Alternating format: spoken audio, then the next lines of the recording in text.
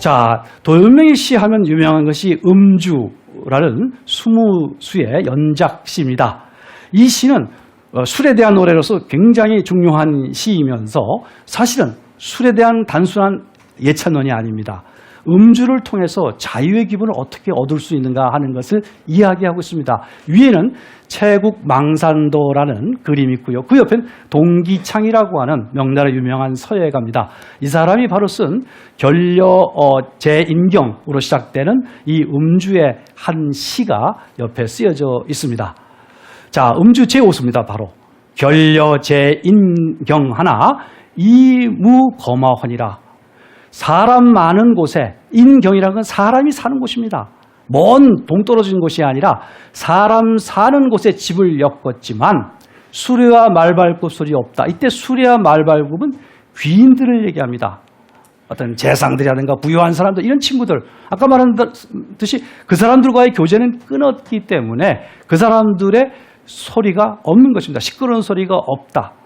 그 자문자답일 수도 있고 다른 사람이 물을 수 있어요. 무은근 한행이 어떻게 그럴 수 있느냐고 너에게 물으니 나는 이렇게 대답하겠다. 시몬지자편. 요 구절이 5글자가 아주 중요한 시어죠. 시몬지자편. 마음이 멀기 때문에 내가 사는 곳이 저절로 외지다는 겁니다. 그래서 도연명을 은일신이라고 하는 사람도 있는데 이 은둔의 경우에 인간 세계를 떠나서 산속으로 들어가서 나 혼자만 편안해지는 것, 이것은 사실은 좋은 은둔이 아닙니다. 논어에 보게 되면 공자가 여러 은둔자들을 만나는 이야기가 있어요. 왜 이 세상에서 너의 도리가 행해지지 않는데 어째서 세상을 그와 같이 떠돌아다니냐라고 은둔자가 간접적으로 비판을 했을 때 공자가 하는 말이 뭐였죠? 조수동군할 수 없다는 겁니다. 인간 세계를 떠나서 산속 깊숙이로 들어간다는 것은 내가 새와 짐승이 된다는 거예요. 인간이 아닌 것이죠. 이것은 진정한 은둔이 아니라는 겁니다. 그러면 어디에 은둔을 해야 되느냐? 저자에 은둔할 수 있어요. 시은. 사람이 아주 많은 곳에서 은둔할 수도 있는 것이고, 어떤 사람은 조정에 들어가서 정치를 하면서도 마음을 편안하게 평온한 마음을 가지면서 은둔할 수가 있다는 겁니다. 적극적인 은둔을 얘기하고 있는 것이에요. 저는 이것이 이 동양사상의 아주 중요한 점이라고 생각하고 논어에서부터 반복적으로 얘기되고 있는 은일의 사상입니다. 바로 시몬지자편은 그것을 한마디로 얘기했어요. 시몬지자편 하니까 어떻습니까? 채국동리하니 유연견남산이라. 동쪽 울 아래에서 국화를 따니, 국화주라는 것이 있죠. 국화를 잎을 따서 국화에다가 띄운다는 겁니다. 그러기 위해서 동쪽 울 아래에서 국화를 따놓으라면 유연이 견남산이라고 그랬어요. 이 유연은 느긋한 어떤 자세를 뜻한다고 보면 되겠습니다만 멀리라는 해석도 있습니다. 멀리 남산이 눈에 저절로 들어온다는 거예요. 이 견이라는 글자에 옛날 사람들은 정말로 탄복하고 이것을 능가할 수 없다 그랬어요.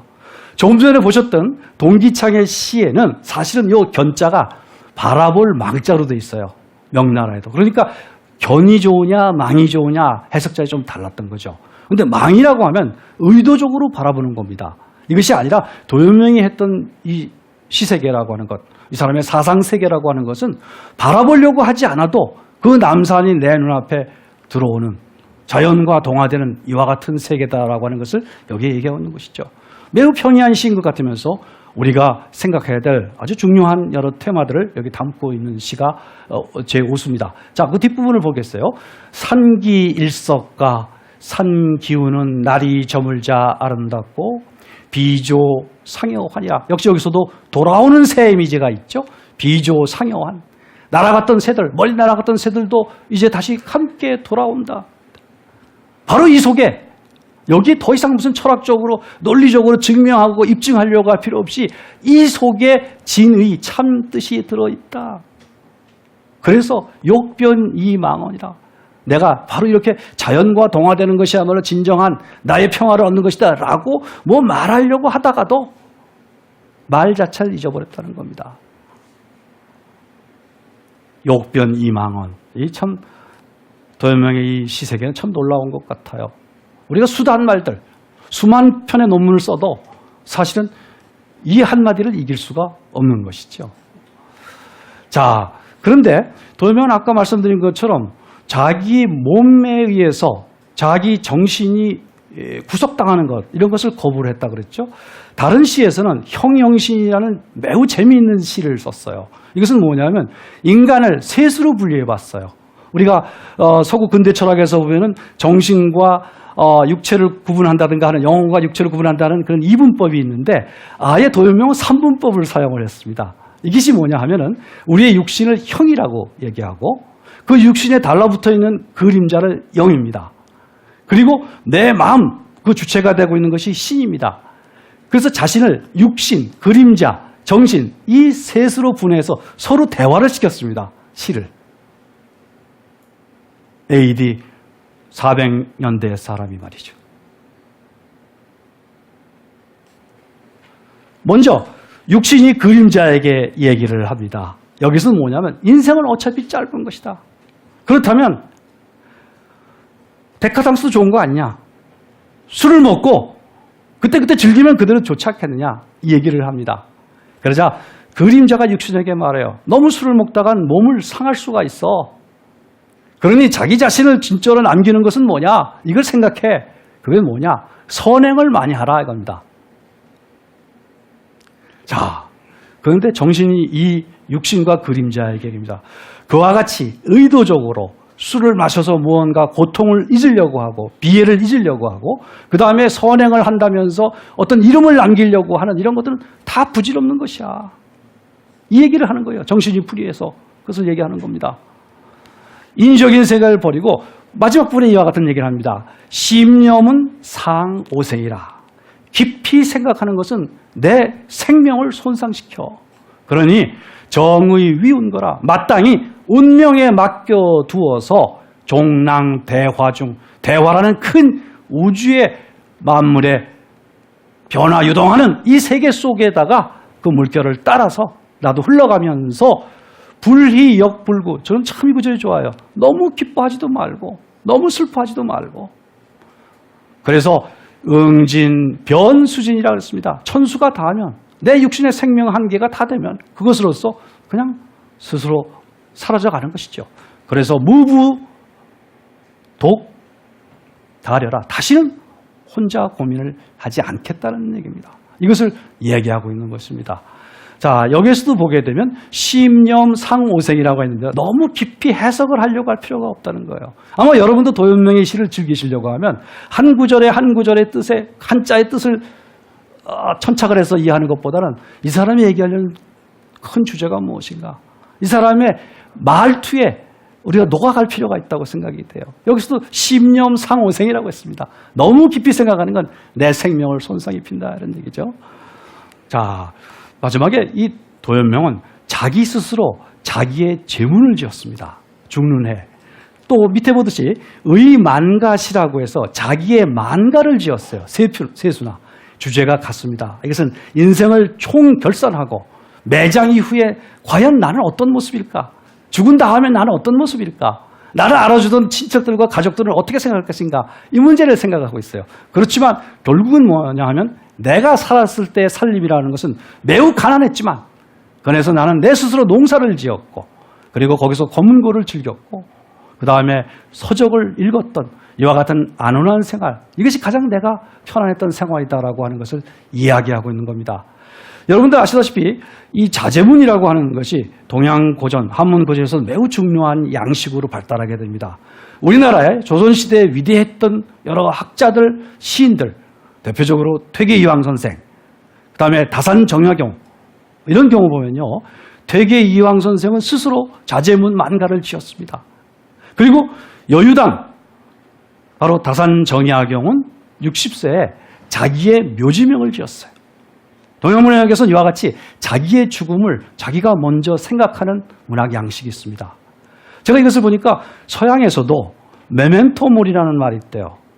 너의 죽음을 생각하라는 얘기입니다. 철학한다는 것은 자기의 죽음을 생각하는 겁니다. 그런데 이 죽음이라고 하는 것을 두려워하는 것이 아니라 죽음을 생각함으로 해서 내 현재의 삶이 얼마만큼 충실한가 하는 것을 다잡아보라는 얘기입니다. 그래서 우리나라에 뿐만 아니라 중국이나 일본에서 이와 같은 자제문과 묘지명을 쓴 사람들이 매우 많다는 것, 특이한 문학 양식이라고 말씀드릴 수 있겠죠. 자, 여기 보면 첫 구절이 이렇게 되어 있어요. 유차 100년 부인해지라. 이 100년. AD 100년에 아주 중요한 그 한시가 나오는데 고시라는 시가 있습니다. 거기에 보면 사람들은 태어나가지고 100년을 밖에 못 채워요. 그런데 늘 근심은 1000년의 근심을 하고 있다는 얘기가 있습니다. 유명한 구절이 있습니다. 그래서 100년이라고 하는 것은 인생이 아무리 길어도 100년밖에 되지 못한다는 뜻에서 인생을 얘기합니다. 이 100년의 인생은 동안을 말이죠. 사람은 매우 애석하게 여겨서, 이때 애자는 사랑할 애자가 아닙니다.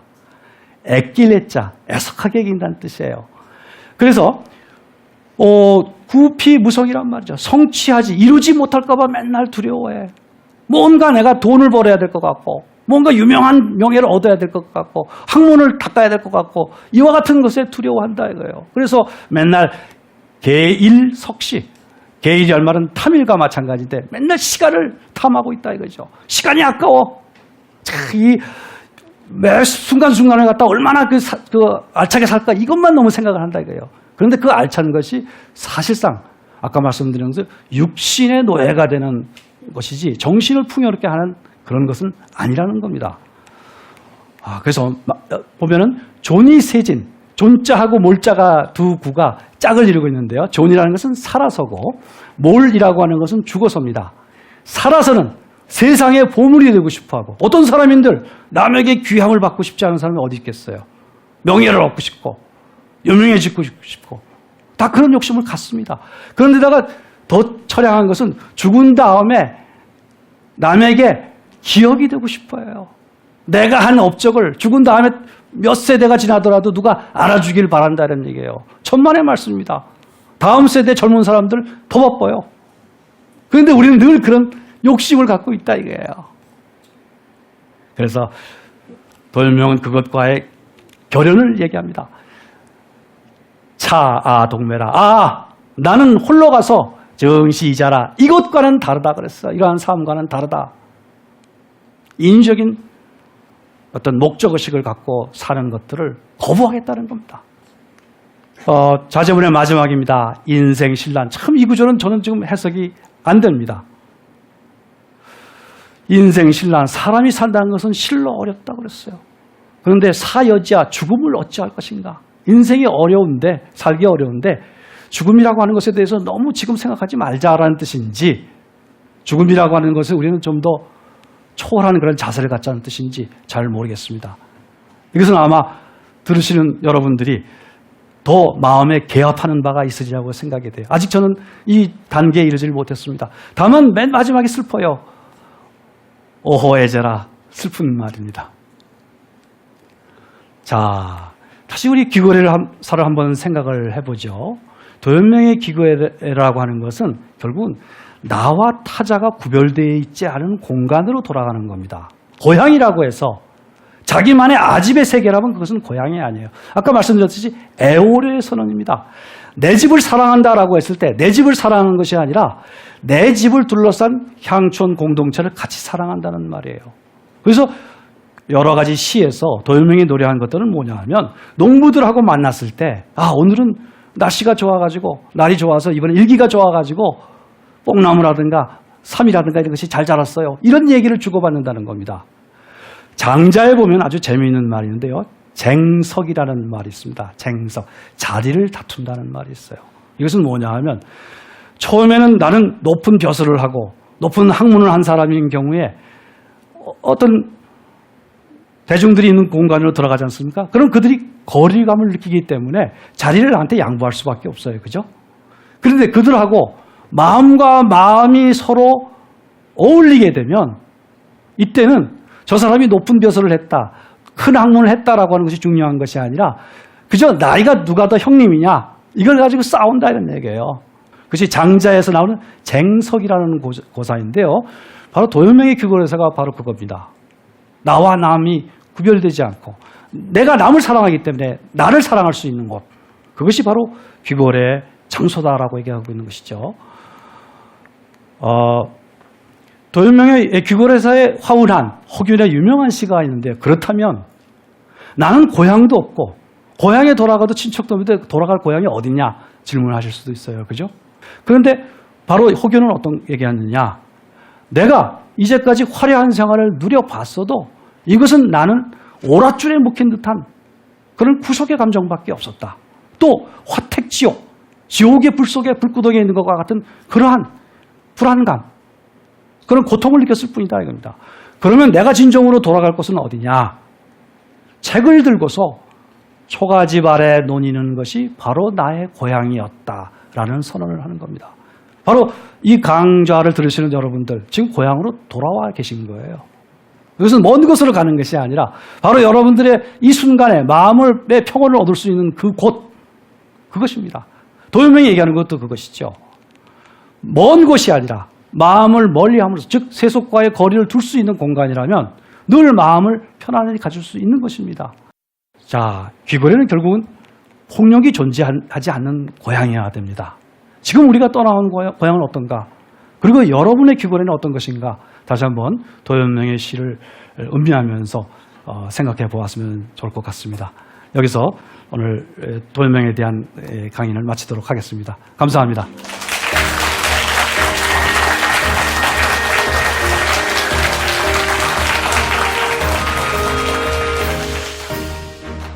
저는 사실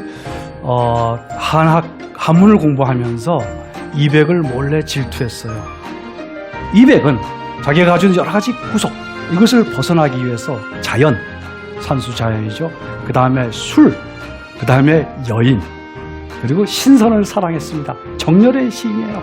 그런데 여기 보면 오세경수진고, 내가 만일 쇠로에서 늙어버린다면 누가 이것을 진술하겠는가? 올바른 시를 누가 짓겠는 겁니다. 대단한 자부심이죠. 이백은 어떻게 죽었다는 전설이 있죠? 달을 따려고 하다가 죽었다는 전설이 있지 않습니까? 오늘은 내가 득이하고 내가 뜻대로 모든 것을 할 수 있는 그런 좋은 날이야. 하지만 내일은 아마도 이렇지 않을지도 몰라.